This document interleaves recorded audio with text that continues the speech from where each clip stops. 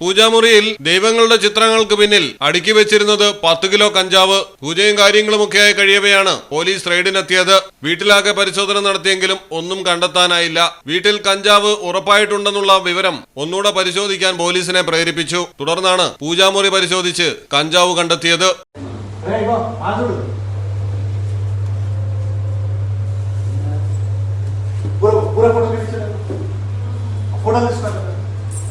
ये 2005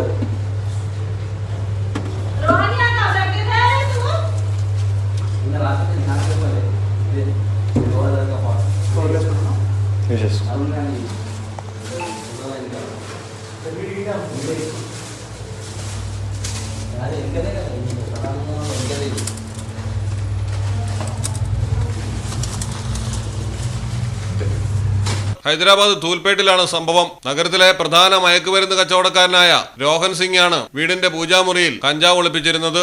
ഓരോ പൊതികളാക്കി ദൈവങ്ങളുടെ ചിത്രങ്ങളുടെ പുറകിലായി അതീവ രഹസ്യമായി സൂക്ഷിച്ചിരിക്കുകയായിരുന്നു. സംശയമൊന്നും തോന്നാതിരിക്കാൻ നിത്യവിളക്ക് കത്തിച്ചിരുന്നു. പൂജയും നടത്തിയിരുന്നു. ഒഡീഷയിൽ നിന്നാണ് പ്രതി ഹൈദരാബാദിലേക്ക് കഞ്ചാവ് എത്തിക്കുന്നത്.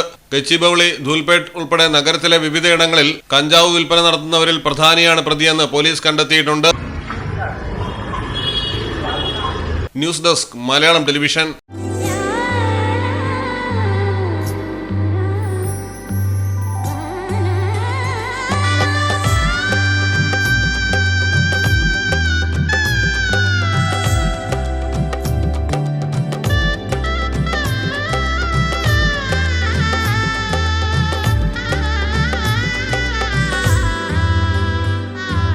Celebrate the moments of colors.